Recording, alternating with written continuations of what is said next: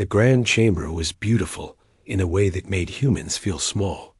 Crystal walls stretched up so high that clouds formed near the ceiling. Light came from everywhere and nowhere at once. 847 species had representatives sitting in the curved rows of seats. Some breathed oxygen like humans. Others floated in tanks of liquid methane. A few existed as patterns of energy contained in magnetic fields. Quan Taiyang stood at the center of it all. He wore a simple black suit, nothing fancy. At 52 years old, his hair had gone gray at the temples. His eyes were calm, but they missed nothing. Behind him stood Hannah Yoon, 34 years old, brilliant, and carrying a datapad that contained information the Council would never see. 20 years. That was how long humanity had worked for this moment. 20 years of trade agreements, cultural exchanges, and technology sharing. 20 years of proving that humans were civilized, peaceful, and ready to join the greater galactic community. Speaker Quinn, an ancient insectoid who had run the Council for 3 centuries, clicked its mandibles. The sound echoed through the chamber. We now vote on humanity's application for full membership in the Galactic Council. Taiyang allowed himself a small smile. This was it. The moment Earth had dreamed about since first contact. Then Ambassador Velther stood up. The reptilian was tall, with green scales that shimmered under the light. His species, the Ascendancy, had dominated the Council for 3,000 years. They were powerful, ancient, and very proud. I propose an amendment, Velther said. His voice was smooth, almost friendly. Humanity has shown great promise. Their industrial capacity is impressive. Their military forces, though primitive by our standards, show potential. However, we cannot grant them full membership. Not yet. Taiyang's smile faded. What are you suggesting? Servitor status, Velther replied. The way he said it made it sound reasonable. Humanity will be admitted to the Council, but under special terms. For the next 500 years, you will not be allowed to colonize new worlds without permission. You will provide military forces to Council members when requested, and you will have no voting rights until the probation period ends. The chamber erupted in noise. Some species chittered in approval. Others made sounds of concern. Taiyang stood perfectly still. You want us as slaves, Hannah said quietly, but her voice carried in the vast space. Such an ugly word, Velther said. Think of it as an apprenticeship. You learn from us. You serve the greater good. And in 500 years, if you prove worthy, you become full members. Taiyang looked around the chamber. He saw the truth in the alien faces around him. Many looked away. Some looked satisfied. A few looked ashamed, but not enough to matter. This was always the plan, Taiyang said. It was not a question. Velther's smile widened. You are clever, for a young species. Yes, we have watched you for 20 years. You are too useful to treat as equals. Your factories can build ships faster than any species we have seen. Your people adapt to any environment. Your soldiers fight with a ferocity that is both terrifying and valuable. We need these things, but we will not share power with you. The other species agreed to this? Taiyang asked. Some knew. Some suspected. Most simply do not care. Velther gestured to the assembled aliens. You are young. You are new. You have no allies here. Accept our generous offer, or leave the Council entirely. Those are your only choices. Speaker Quinn clicked its mandibles again. We vote now. All in favor of granting humanity servitor status? Lights began to glow across the chamber as species cast their votes. Green for yes. Red for no. Blue for abstaining. The chamber filled with green light. Out of 847 species, only 3 voted no. 41 abstained. The rest voted yes. Taeyang watched the lights. He did not move. He did not speak. He just watched. The vote is decided, Speaker Quinn announced. Humanity is granted servitor status. Ambassador Taiyang, you will sign the treaty, and your species will begin its apprenticeship immediately. For a long moment, no one spoke. The chamber was silent except for the soft hum of environmental systems, keeping 800 different types of beings alive. Then Taiyang laughed. It was not a happy laugh. It was the kind of laugh that made Hana take a step back. It was the laugh of a man who had expected this exact outcome. No, Taiyang said. The word hung in the air like a bomb. Excuse me? Velther said. His smile was gone. No, Taiyang repeated. I reject your treaty. I reject your authority. And I reject this entire council's claim over humanity. The chamber exploded with noise again. Aliens shouted in hundreds of languages. Translation systems struggled to keep up. Speaker Quinn slammed a limb against its desk. You cannot reject the council's decision. You are one species. We are 847. You have 30 colony worlds. We have control of 50,000. You have 500 warships. We have millions. You cannot stand against us. Then we will fall, Taiyang said. His voice was steady now, calm, like a man discussing the weather. But we will fall as free people, not as slaves, not as servants, as equals or not at all. This is insanity, Velther hissed. You doom your entire species. Maybe, Taiyang agreed.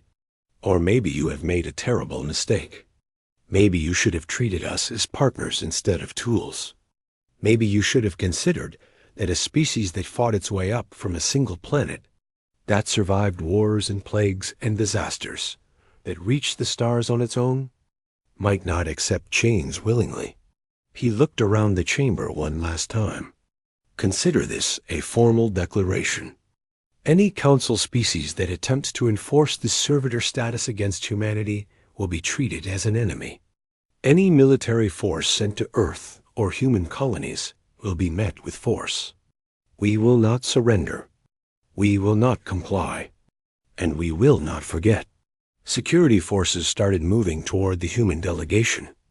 Large armored figures with weapons drawn. Hannah leaned close to Taiyang. Now, he confirmed. She whispered one word into her communicator. Execute. Across the galaxy, every human ship vanished. Every human station went dark.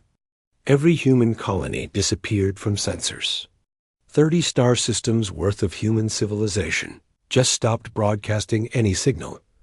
Alarms started blaring in the Grand Chamber. Council species shouted in panic as they lost contact with human trade partners, diplomatic missions, and scientific expeditions. Velther stared at Taiyang with something new in his eyes. Not anger, fear. What have you done? He whispered. Taeyang smiled. It was not a nice smile. We prepared for this day. We hoped it would not come. But we prepared anyway. That is what humans do. We hope for the best, but we plan for the worst.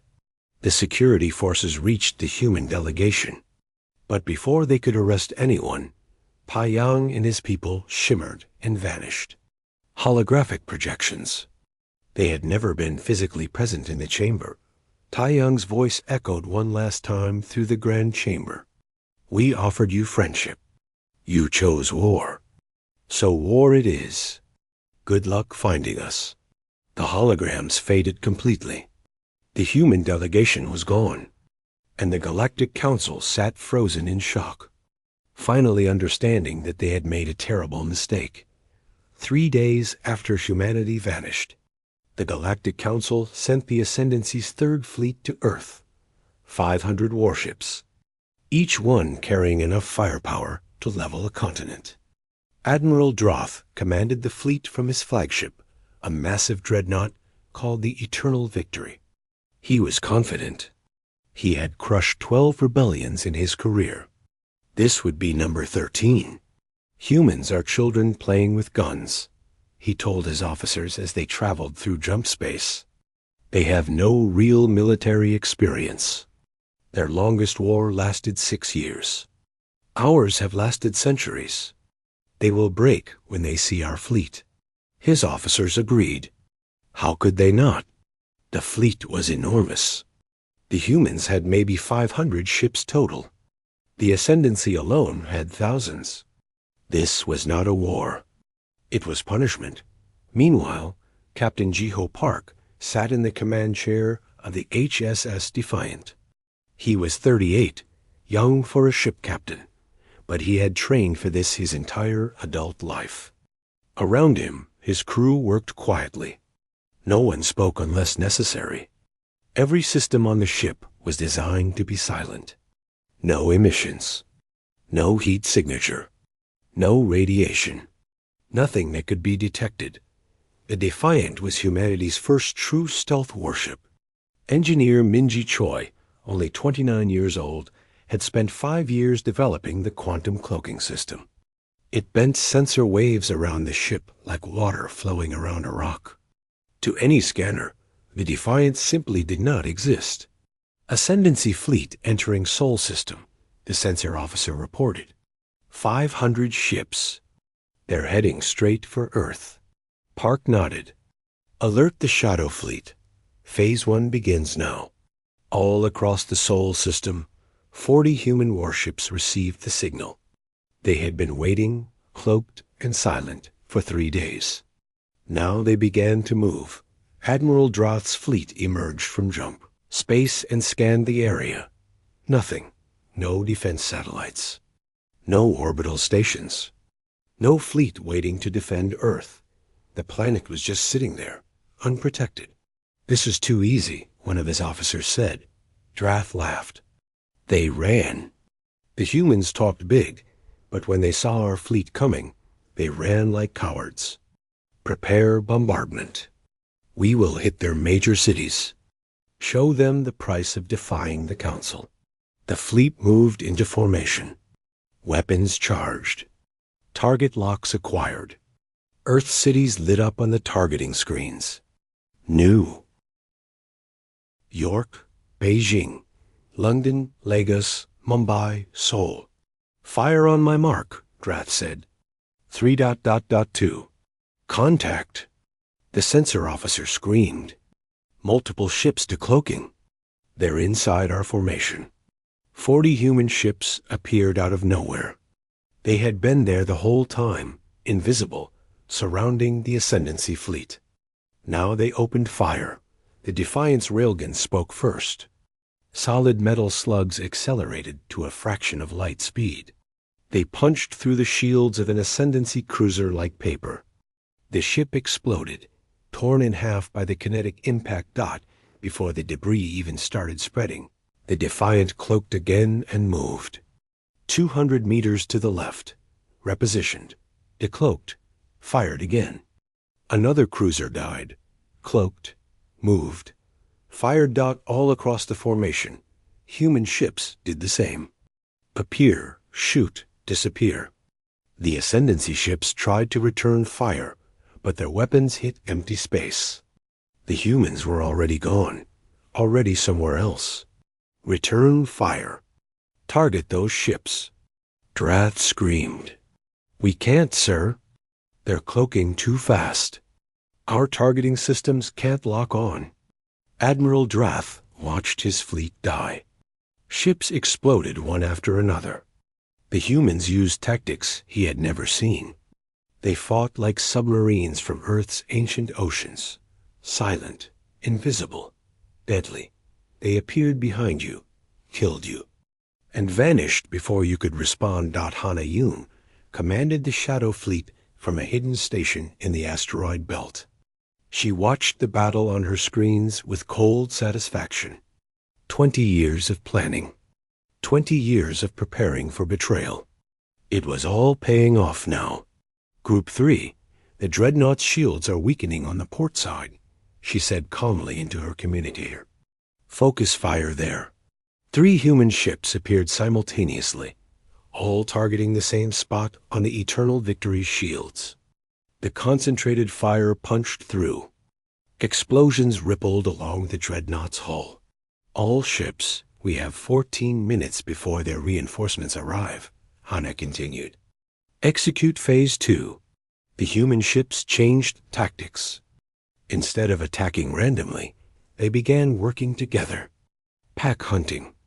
3 or 4 ships would decloak, hit a target from multiple angles, then all cloak and move as a group. The Ascendancy fleet had no defense against it. Admiral Dross's flagship shook from another hit. Alarms blared. Fires burned on 3 decks. His fleet was being massacred. Out of 500 ships, over 200 were already destroyed or disabled. Retreat, he ordered. All ships emergency jump. Get out of the system now. But jumping took time. Engines needed to charge. Jump coordinates needed to be calculated. And the humans knew this. They targeted ships trying to escape first. More explosions lit up the space around Earth. Captain Park watched an Ascendancy destroyer trying to run. Its jump drive was charging. 10 seconds until it could escape. The Defiant moved in close, very close, only 50 meters away. At this range, the destroyer's sensors finally detected the human ship. But it was too late. The Defiant fired its railguns. The destroyer came apart. 14 minutes. That was all it took. When Admiral Draft's flagship finally managed to jump away, he had only 83 ships left. 417 ships destroyed or captured. The Third Fleet, pride of the Ascendancy military, had been annihilated. Back at the council chambers, the news arrived like a thunderbolt. Impossible. Humans were supposed to be primitives. Their ships were supposed to be inferior. How could they destroy an entire fleet? Velther stared at the battle reports. His scales had turned pale. They were invisible, he whispered. Our sensors never saw them coming. Speaker Quinn clicked its mandibles nervously. How is this possible? We have fought wars for thousands of years. We have the best technology in the galaxy. How do humans have cloaking technology we have never seen? No one had an answer. Then every screen in the council chamber lit up. Quan Taiyang's face appeared. He looked the same as before. Calm, steady, dangerous. Members of the Galactic Council, he began. You have now seen what happens when you send military forces against humanity. We do not surrender. We do not run. We fight. And we win. This was one fleet, he continued. You can send more. You can send 10 fleets. 100. But the result will be the same. You cannot hit what you cannot see. You cannot fight what you cannot find. Taiyang's expression hardened. We are willing to end this war today. Grant us full membership as equals. Nothing less. If you refuse, if you send more fleets, we will continue to destroy them. And to prove we are serious, our next target is the Ascendancy's orbital shipyards at Krella Prime. The transmission ended. The council chamber was silent. Velther looked around at the other species. Many were staring at him with accusing eyes. This was his fault. He had pushed for servitor status. He had insisted humans were weak. And now his fleet was destroyed. We must negotiate, Counselor Ixara said. She was an avian species, covered in blue feathers. The humans are offering peace. Peace. Velther hissed. They attack us and then offer peace? No. We will send the Grand Armada. 10,000 ships from every member species. We will crush them completely. Will we? Ixara asked quietly. Or will we lose 10,000 ships the same way we lost 500? No one answered. For the first time in galactic history, The Council was afraid of a single species, a species they had tried to enslave, a species that had been preparing for this war for 20 years. On Earth, Hannah Yoon stood next to Captain Park on the bridge of the Defiant. They watched the last Ascendancy ships flee the system. "They will send more," Park said. "Yes," Hannah agreed. "But every fleet they send weakens them. And every battle we win makes other species think twice about fighting us. What if they all come at once?" Hannah smiled. It was not a warm smile. "Then we show them what humanity does when we are truly threatened. We have been holding back, Captain. The Council has not seen our real weapons yet. They have not seen what we are truly capable of."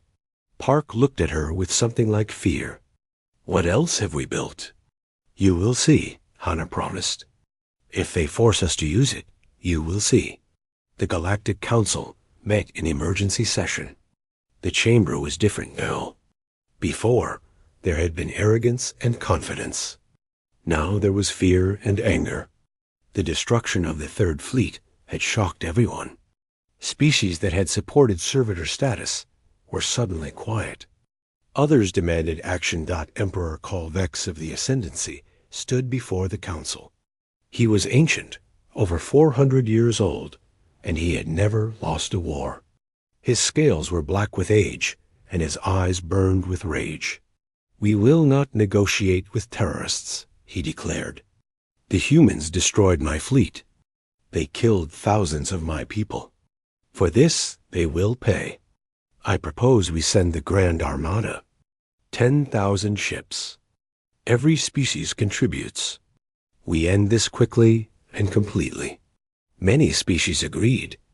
The humans had to be punished, had to be shown their place. But not everyone felt this way. Counselor Ixara stood, her blue feathers ruffled with agitation.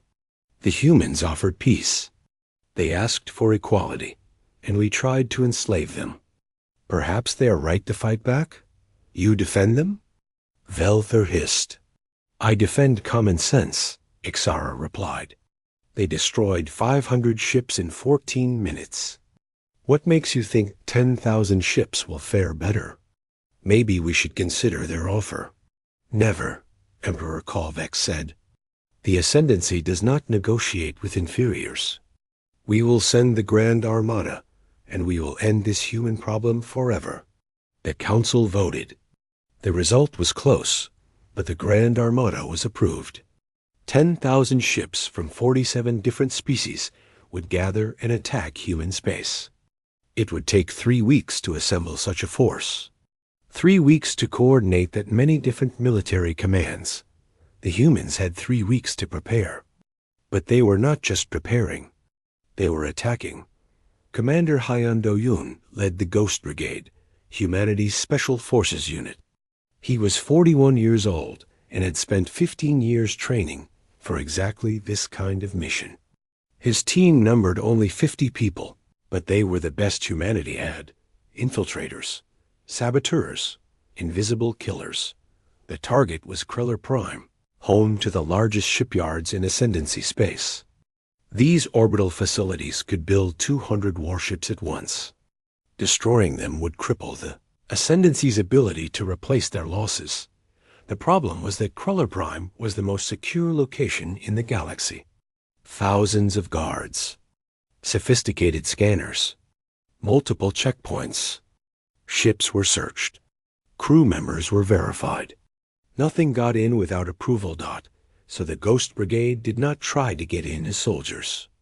They came as civilians. Sora Nam was 31 years old and specialized in infiltration. She could speak 12 alien languages fluently. She had studied alien cultures for years. And she had something special, biotech implants that could change her appearance. Skin color, eye shape, even skeletal structure could be temporarily altered. With the right preparation, she could pass as 3 different alien species. She arrived at Kreller Prime on a civilian transport, disguised as an Ascendancy diplomat. Her false credentials were perfect because they were real. The Ghost Brigade had spent 2 years creating fake identities in ascendancy databases. As far as the computer systems knew, Sora was exactly who she claimed to be. Security checked her credentials, scanned her retinas. Everything matched. They let her through. Over the next 3 weeks, all 50 Ghost Brigade members infiltrated Cruller Prime. Some came as maintenance workers, others as delivery personnel, a few as tourists visiting the famous shipyards. None arrived together. None contacted each other. They were ghosts, invisible among millions of legitimate visitors and workers. Each member had a specific job. Hyen Do-yoon himself came as a safety inspector. His credentials gave him access to critical systems. He walked through the shipyards, making notes on his datapad, asking questions. No one suspected. He was just doing his job. But while he worked, he was planting quantum mines. They were small, no bigger than a coin. They attached magnetically to support structures, power conduits, fuel lines. Once activated, they would not explode immediately. They would wait until receiving a specific signal. Then they would all detonate simultaneously. Sora spent her days attending diplomatic meetings, being bored at official functions, complaining about the accommodations like any visiting diplomat would. At night, she accessed secure computer systems and planted backdoors in the station's network. When the time came, those backdoors would prevent safety systems from activating. For 3 weeks, the Ghost Brigade worked. They moved through Cruller Prime like invisible wind. Guards walked past them. Security systems scanned them. No one noticed. They were too good, too patient, too careful. Meanwhile, Quan Taiyang was having very different conversations. Through secret channels established years ago, he made contact with Counselor Exara. They spoke in encrypted messages that changed codes every few seconds. "The Grand Armada will destroy us," Taiyang said, though he did not believe it. "We are willing to end hostilities immediately if granted full membership, equal status. That is all we ask." Exara wanted to believe him. "I am working to gather support. 90 species are sympathetic to your position. But it is not enough to override the Ascendancy's influence." "Then war continues," Taiyang replied, "and more people will die. People from every species. This does not have to happen. Emperor Kalvex will never accept peace," Exara said sadly. "His pride will not allow it." "Then his pride will destroy him," Taiyang said. The conversation ended. Taiyang sat back in his chair aboard the hidden human command station. Around him, holographic displays showed the locations of Council military forces, trade routes, resource deposits. Humanity had been gathering intelligence for 20 years. They knew where every important target was located. Chun Ho-beek entered the room. At 45 years old, he ran human intelligence operations. Before the war, he had been a spy working undercover in council space for a decade. He knew secrets that could topple governments. "The Grand Armada will be ready in 4 days," Jun-Ho reported. 10,000 ships gathering at Rally Point Nexus. They plan to hit our colonies first, and Earth. "Cruller Prime?" Taiyang asked. "Ghost Brigade reports ready. All charges are in place." "Waiting for your order," Taiyang considered. The Grand Armada would launch in 4 days. If he struck Cruller Prime now, before they left, it would prove humanity was everywhere, that nowhere was safe, that even the most secure facility in the galaxy could be destroyed. "Send the signal," he said quietly. "Destroy the shipyards." Jun-Ho nodded and sent an encrypted command. Light years away, at Cruller Prime, the signal was received. Hyen Do-yoon was having lunch in the station cafeteria when his implant vibrated. The signal. It was time. He calmly finished his meal, paid, and walked toward the nearest exit. Around the station, 49 other Ghost Brigade members did the same. They moved to evacuation ships, emergency pods, anything that could get them away from the station quickly. ORA was in a meeting when her implant signaled. She excused herself politely, claiming she felt ill. No one questioned it. She made her way to the docking bay, where a small shuttle waited. A shuttle she had arranged to have ready 3 weeks ago. The quantum mines waited patiently. They had been planted in over 500 critical locations throughout the massive orbital facility. Support beams, power reactors, fuel storage, life support.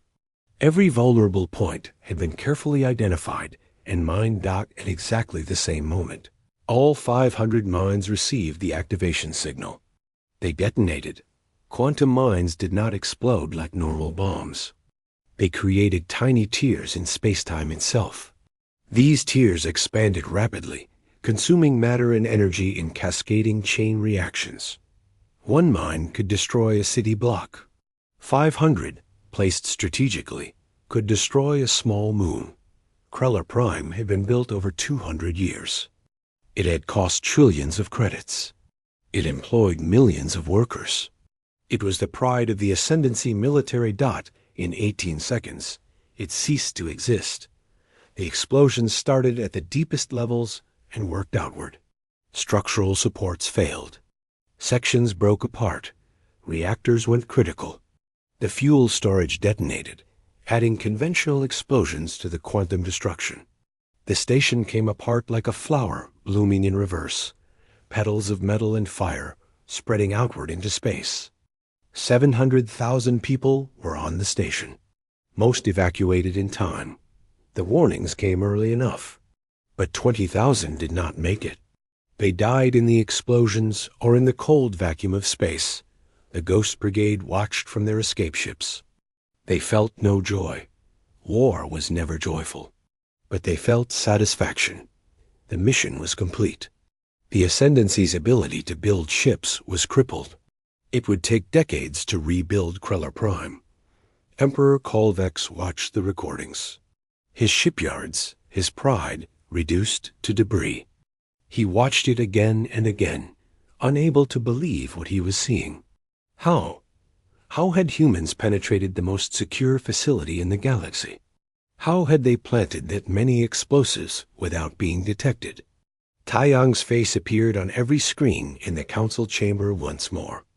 "You ignored our warning," he said simply. "We told you Kreller Prime was our next target. You did not believe us. Now you know we do not bluff. The Grand Armada launches in 4 days," Taiyang continued. "We ask one more time. Grant us peace. Grant us equality. Or continue this war and see how much more you can lose." The transmission ended. The council chamber was chaos. Species screamed at each other. Accusations flew. How had security failed? Who was responsible? Should they continue the war or accept peace? Emperor Kolvex stood silent amid the chaos. His scales had turned almost white with rage. "Launch the Armada," he said quietly. "Now, do not wait 4 days. Launch it now. I will personally lead it. And I will burn every human world to ash." No one argued. The Emperor had spoken. The greatest military force in galactic history would now hunt down and destroy humanity. This war would end. One way or another, the Grand Armada was beautiful and terrible. 10,000 warships from 47 different species, all gathered at Rally Point Nexus. The combined firepower could level planets. The shield strength could withstand stars. Emperor Kolvex stood on the bridge of his new flagship, the Vengeance Eternal, and felt satisfaction for the first time since the war began. This force could not lose. Even if the humans destroyed 1,000 ships, 9,000 would remain. Even if they used their invisible tactics, there were too many targets. The humans would run out of ammunition before the Armada ran out of ships. "Set course for human space," the Emperor commanded. "We will hit their outer colonies first. Show them what happens when they defy us." The Armada jumped. 10,000 ships vanishing from Rally Point Nexus and reappearing in human territory. They expected to find colonies, defenses, something to fight. They found nothing. Every human colony was empty. Buildings stood intact, but no people. Farms had been harvested, but the food was gone. Factories were silent. Power stations still ran, but no one was there. It was like every human had simply vanished. "Search the planets," the Emperor ordered. "They must be hiding underground." The search took 3 days. They found nothing. The humans were gone. Not dead, not captured, just gone. Every colony in the outer systems had been evacuated. Millions of people moved in secret before the Armada even arrived. "How?" Velther asked. "How did they move millions of people without us detecting it?" No one had an answer. The Armada moved deeper into human space. More empty colonies, more ghost towns. Even Earth, when they finally reached it, appeared to be evacuated. The cities were empty. Only automated systems still running. The Emperor grew frustrated. "They run from us like cowards. Fine. If they will not face us in battle, we will destroy their infrastructure, burn their cities, destroy their stations, leave them nothing to come back to." But before he could give the order, everything went wrong. On 300 different worlds across Council space, banking systems crashed. Not just crashed, but were completely wiped. Account data gone. Transaction records deleted. Credit systems offline. Trillions of credits worth of wealth simply vanished from existence. Communication networks failed next. Species could not talk to each other. Trade negotiations stopped. Diplomatic channels went dark. The carefully maintained network that held the Council together began falling apart. Supply chain systems died third. Ships did not know where to deliver cargo. Factories did not know what to build. Food shipments went to wrong planets. Medicine meant for one species arrived at worlds that could not use it. The logistical system that fed billions began to break down. Rena Song watched her screens with satisfaction. At 27 years old, she was humanity's best cyber warfare specialist. She had spent 5 years preparing this attack. The code had been planted in every piece of human technology sold to Council species over the last 20 years. Computers, communication devices, navigation systems, entertainment systems. All of it had hidden backdoors. When she activated the attack code, it spread like a virus. Not the kind that damages systems immediately. The kind that corrupts data so slowly you do not notice until it is too late. Banking errors that compound. Communication glitches that get worse. Supply chains that break down one shipment at a time. Phase 2, Rena said calmly. Release the classified files. Junho Beek had spent 10 years as a spy. He had gathered secrets. So many secrets. Who was corrupt? Who had committed war crimes? Who was secretly allied with who? Every dirty deal, every hidden alliance, every crime that powerful people wanted buried. Now all those secrets became public. 50 terabytes of classified information released simultaneously to every news network, every government database, every public forum in Council space. The truth about the Council's corruption laid bare for everyone to see. Species that had been allies discovered betrayals. Trade partners learned they had been cheated. Military commanders found out their leaders had been lying about war casualties. Governments fell. Riots started. Old grudges resurfaced. On the Vengeance Eternal, Emperor Kalvex watched his empire begin to fracture. Species were recalling their ships from the Grand Armada. Not all of them, but enough. The Grath Collective recalled 200 ships to deal with riots at home. The Pelian Commonwealth pulled out 500 ships when evidence emerged that Ascendancy had been manipulating their elections. One by one, pieces of the Armada broke away. This is human trickery. The Emperor raged. They cannot defeat us in battle, so they use cowardice and deception. "It is working, though," Velther said quietly. "We are losing ships every day. Not to combat. To desertion. To species that no longer trust us." The Emperor refused to retreat. "We still have 8,000 ships. More than enough to crush the humans if we can find them." But finding humans was proving impossible. The Shadow Fleet was everywhere and nowhere. Human ships appeared, attacked supply convoys, and vanished. They hit repair stations, destroyed communication relays, assassinated key officers. The Armada was powerful, but it was being picked apart by invisible enemies. Captain Jiho Park led one such raid. His target was a fuel depot supplying the Armada. The depot was guarded by 20 warships. Park brought 3 human stealth ships. They cloaked, approached from different angles, and struck simultaneously. All 3 human ships fired on the fuel storage tanks. The depot exploded with enough force to destroy 4 of the guarding ships. The rest scattered. By the time they reorganized, the human ships were already gone. Meanwhile, Hana Yun was executing the final phase of humanity's plan. From her hidden command center, she coordinated dozens of strike teams.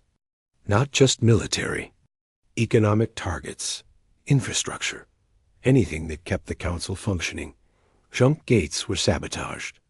These massive structures allowed faster-than-light travel between star systems. Without them, ships had to use slower conventional drives. Humans did not destroy the gates completely. They just damaged them enough that repairs would take months. One by one, the gates went offline. The Council's carefully connected web of systems became isolated islands. Trade stations were hit next. Not destroyed, but disabled. Docking systems damaged. Life support compromised. Computer systems infected with viruses. The stations had to be evacuated and repaired. Trade slowed, then stopped. Food production worlds found their automated farming systems corrupted. Harvest schedules wrong. Irrigation systems failing. Not enough to cause starvation. Enough to cause shortages. Enough to make people worried. The Council was fracturing. Not from direct military defeat. From the slow collapse of everything that held it. Together. Economy. Communication. Trust. All of it crumbling under human cyber. Attacks and information warfare. Counselor. Ixara watched the chaos with growing horror. "We must negotiate," she pleaded with Speaker Quinn. "The humans are destroying us without even fighting. If we do not make peace soon, the Council itself will collapse." "The Emperor refuses," Speaker Quinn replied. "He says accepting peace would be admitting defeat. We are already defeated." Ixara cried. "We just refuse to admit it." She was not alone. 89 other species agreed with her. They submitted a joint petition to the Council. End the war immediately. Grant humans full membership. Before it was too late. The petition had enough support to override the Ascendancy's veto. But Emperor Kalvex had the Armada. He had military power. And he refused to use that power to enforce peace on his own terms or accept surrender. Then Taiyang sent one final message. It played on every screen in Council space. On military ships. On civilian stations. On every planet and moon. "We tried to be your partners," Taiyang said. His face was tired. The war had aged him. "You tried to make us your slaves. So we fought back. And we are winning. Not because we are stronger. Because we were smarter. Because we prepared. Because we understood something you did not." He paused. "You thought you controlled the galaxy because you had more ships. But control is not about ships. It is about information. About systems. About trust. And we have broken all of it. We can keep fighting," Taiyang continued. "We can keep breaking your economy, your communication, your supply lines. We can hide in the dark and pick you apart piece by piece. Or you can end this. Grant us the equality we asked for from the beginning. Full membership. Equal votes. Partners, not servants. And if you are wondering whether we can survive if you refuse, let me show you something. The display changed. A star map appeared. It showed human territory. 30 systems. All known. But then the map expanded. 200 more systems appeared. Systems the Council did not know existed. Systems humans had found and colonized in secret over the last 20 years. We have been exploring beyond Council space, Tai Yang explained. Finding new worlds. Building new colonies. Even if you destroy every known human world, we will survive. We will rebuild. And in 100 years, or 200, we will return. And we will remember what you tried to do to us. The message ended with a simple statement. You have 1 week to decide. Peace or endless war. Choose wisely. Emperor Kalvex sat on his bridge and realized the truth. He could not win. He could kill humans. He could destroy their known worlds. But they would survive. And worse, his own empire was falling apart. Species no longer trusted him. His economy was collapsing. His people were rioting. He had won every war in his long life. But he could not win this one. Because this was not a war of ships and weapons. It was a war of information and will. And humanity had more will than he had ever imagined possible. For the first time in 400 years, Emperor Kalvex considered surrender. Emperor Kalvex did not accept surrender. He could not. 400 years of victories, 400 years of never losing, had made him incapable of backing down. Pride was stronger than wisdom. Rage was stronger than reason. We attack Earth, he announced to what remained of the Grand Armada. 6,000 ships now. 4,000 had returned home or deserted. But 6,000 was still massive. Still powerful. Still enough to burn a planet. Your Majesty, Velther said carefully, the Council petition has enough votes to override your decision. 90 species want peace. They will grant humans full membership, even without your approval. The Emperor's scales turned dark with fury. Then I will show them why the Ascendancy leads. We will destroy the human homeworld. After Earth is ash, they will have nothing to negotiate with. The Council will see that only strength matters. Only power. The Armada jumped to Earth. 6,000 ships appeared in orbit, blocking out the sun with their numbers. The Emperor expected defenses. He expected the Shadow Fleet to attack. He expected something. Earth just sat there, silent, empty, like it had been for weeks. Scan the planet, the Emperor ordered. Find their underground bunkers, their hidden facilities. We will burn them out. But before the scans completed, something unexpected happened. Jump signatures. Hundreds of them.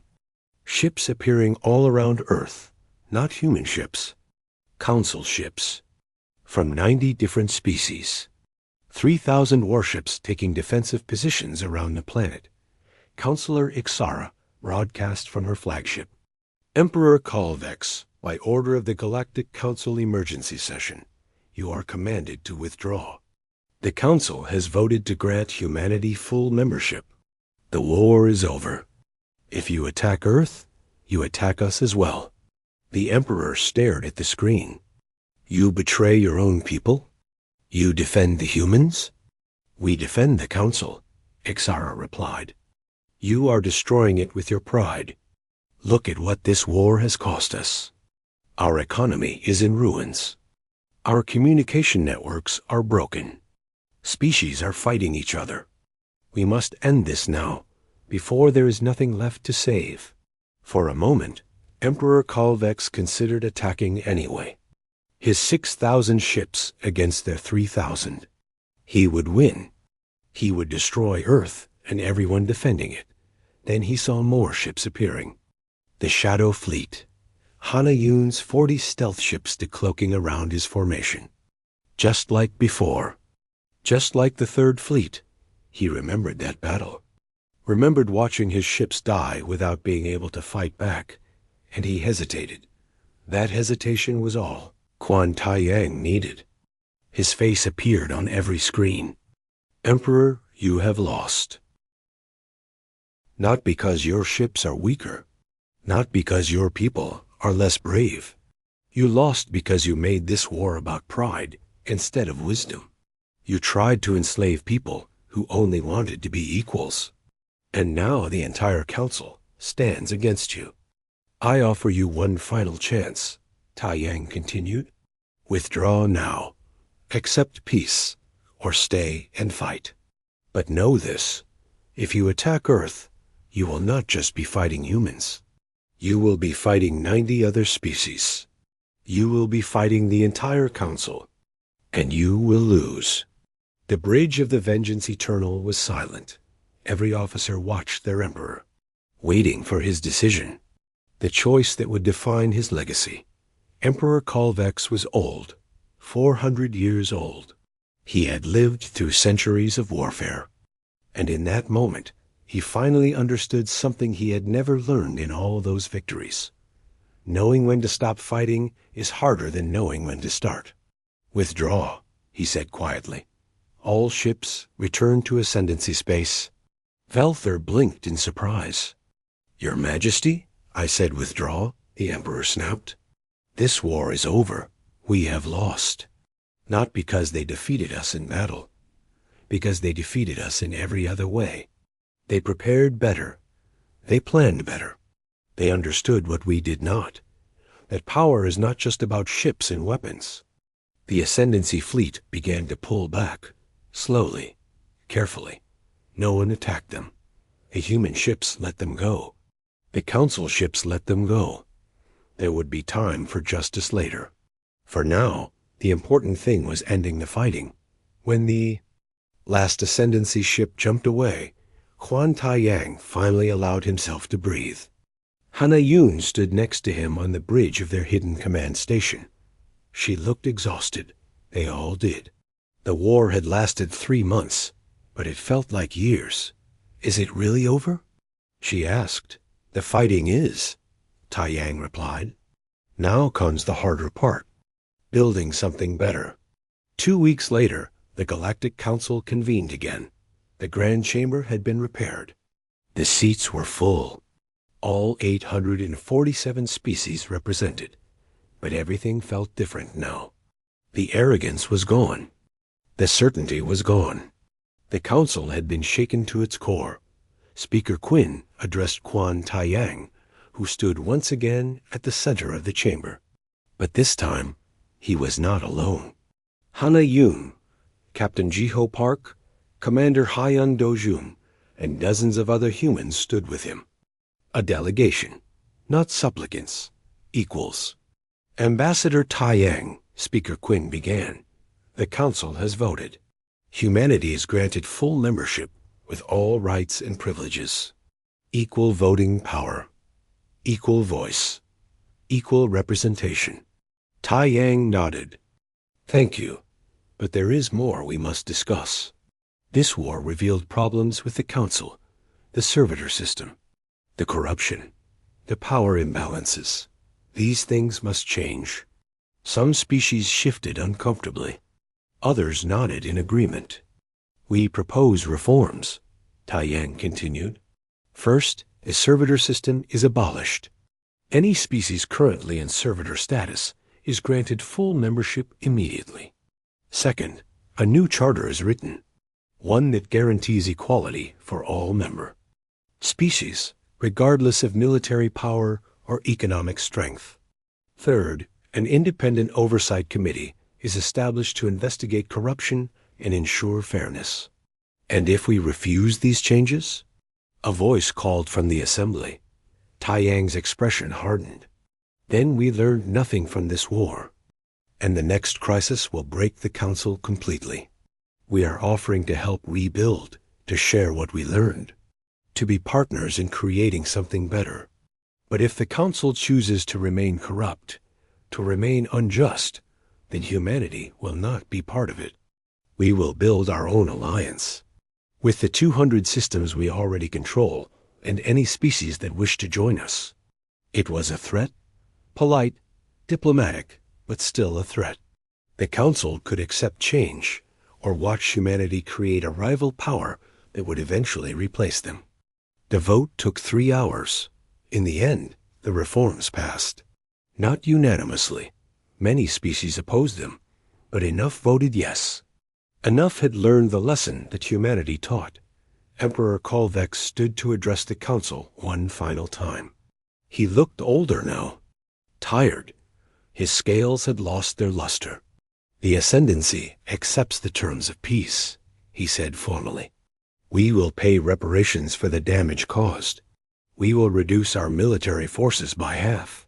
We will accept oversight of our government for the next 20 years. And we will never again attempt to enslave another species. It was a humiliating surrender. The Ascendancy had dominated the Council for 3,000 years. Now they were reduced to a minor power, but it was necessary. Justice had to mean something. After the session ended, Counselor Ixara approached Taiyang privately. You could have destroyed them, she said. You had the power. The Council would have supported it. Why show mercy? Taiyang smiled. Because we are not conquerors. We are builders. Yes, we can fight. Yes, we can destroy. But that is not what we want. We want to build something better. A council that is actually fair, where every species has a voice, where power does not mean the right to abuse others. You really believe that is possible? Ixara asked. We have to, Taiyang replied, because the alternative is endless war. Today, we fought the Ascendancy. Tomorrow it might be someone else. The only way to truly have peace is to create a system where war is not necessary, where grievances can be addressed without violence. Ixara considered this. You are either very wise or very naive. Perhaps both. Perhaps, Taiyang agreed. But we are willing to try, and we hope others will try with us. 6 months later, Quan Taiyang returned to Earth. He had been offered a permanent position on the Council Security Committee, a position of great power and influence. He declined. His work was done. It was time for others to lead. He stood with Hannah Yun on a hill outside Seoul, watching the sun rise over the city. The city was alive again. People had returned. Life had returned. The war was truly over. Do you think they learned? Hannah asked. The same question she had asked before. Taiyang considered carefully. Some did. Some never will. The Ascendancy will resent us for generations. Other species will fear us. But enough learned the real lesson. Enough understand that equality is not just about fairness. It is about survival. A house divided against itself cannot stand. A council that treats members as slaves will eventually fall.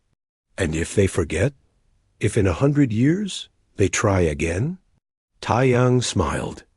It was not a warm smile. Then we remind them. We have shown the galaxy that humanity does not surrender, does not bow, does not break. If necessary, we will show them again. But I hope it does not come to that. I hope we can build something better together. Below them, Seoul woke up. Millions of people going about their lives, working, laughing, living. That was what the war had been about. Not glory, not conquest, just the right to live free. The right to stand equal among the stars. Captain Jiho Park walked up behind them. The new stealth cruisers are ready for trials, he reported. Minji says the cloaking systems are even better now. We learned a lot during the war. Good, Taiyang said. Keep building them. Keep training crews. Keep preparing. You think there will be another war? Park asked. Maybe, maybe not. But we learned the most important lesson of all. Peace is not just the absence of war. Peace is what you build when you are strong enough that others choose not to fight you. We wanted to be partners with the Council. They tried to make us slaves. So we showed them the cost of that choice. Now we have peace. Real peace, built on mutual respect and understanding. He turned away from the view, but we will never forget. We hoped for the best. We planned for the worst. That is what saved us. And that is what will protect us in the future. We will always hope for peace, but we will always be ready for war. Hannah nodded. The Council will remember. Every species knows now. Humans cannot be conquered, cannot be enslaved. We are either your equals or your enemies. There is no middle ground. And that, Taiyang said, is exactly the lesson we needed to teach them. Far above Earth, in orbit, the Shadow Fleet maintained its watch, invisible, silent, ready. The galaxy had learned what happened when you underestimated humanity. The Galactic Council had sat frozen in shock when the human envoy declared war. They would never make that mistake again. Humanity had earned its place among the stars. Not through submission, not through compromise. Through strength, through will, through the absolute refusal to accept anything less than equality. The war was over. The new era had begun, and humanity stood ready for whatever came next.